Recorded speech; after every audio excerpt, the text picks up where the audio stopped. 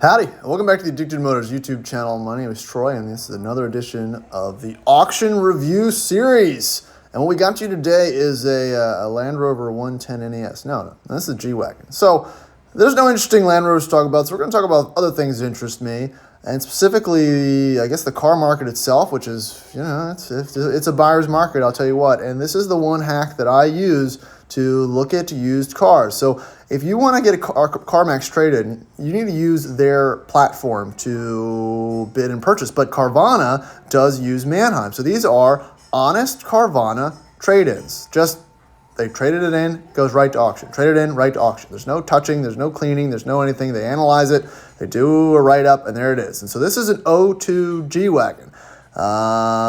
It's got 4 owners, it's got 111,000 miles. It's got one bid for $23,000. The way these auctions work is it starts at a floor. Once the floor is met, it can be sold. So if there's not a lot of interest, it can be sold for pretty much the price it's listed for. Not a lot of fees or anything either. So this G-Wagon would probably retail for $30,000 on a lot, but here, maybe if you want to bid, you can get it for much under that. And it's green light guaranteed, because like I said, they don't have time to fully look over it, so if you find things after the fact, you can arbitrate, which is interesting, especially with a lot of these sight unseen trade-ins. So it's a little bit of a hack. I like it. Let's talk about G-Wagons. Always wanted one. It's basically a Mercedes with an M117 or something, V8 500. I think they started, correct me if I'm wrong, I think I'm probably wrong with the engine name, but it's got little scraps and dings, and it says the AC blows warm, but it has tires. It looks clean. It's at the NJ lot. It has a PA emissions and inspection sticker, and it has some Beverly Hills dealership surround. So I'm hoping this car wasn't on the East Coast for that long. Again, a lot of come in through Florida, New York, California, so they're all kind of around that area. So this is an 02, so it's one of the first years it was imported into the States. I think 02, 03 were the first years.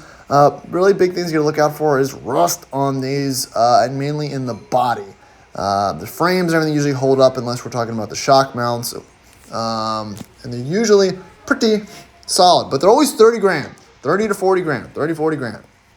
Oh, look, so there's the PA plates on it, but it's black. It's got the license plates surround. It's got decent wheels. Tires have okay tread. I think they're probably old. And overall, it's pretty clean. I like a black G-Wagon. I think this is an attractive purchase for me, honestly. Again, lower miles. These usually have higher miles. Has the fine Mercedes interior, all your locking diffs and everything like that. Nothing to really see there. Interior looks clean. Leather looks nice. You know, most people maintain these things for them. If it's not completely ragged out, got them detailed, all that. You got the mats. There's your engine. It always sits a little bit cockeyed. That's just the G-Wagon thing. It'll still run. But, you know, it sounds good. It's green light. It looks honest. It looks clean. Again, it's hard to find an honest trade-in these days, and I'm thinking that Carvana might be the best one, because they accept a little bit of risk because they don't put the time in, and, you know. So what I'm zooming in here is the shock mounts on the rear shocks, because they tend to rust. There's a customer that has one.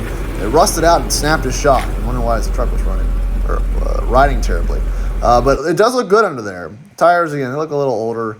But, you know, for a G-Wagon, I think I'd rather this than a rusty 90 that was imported with a anemic 200 TDI. I mean, for the money, this is a lot of truck. There's not really that fun group or ownership club that surrounds these things. But hey, I mean, once you get in, you realize why people purchase these and why they do have a good bit of build quality. So this is pretty interesting. If you like it, let me know. We can get you in on the bidding. Shoot me an email. The information's in the video description. Talk to you later.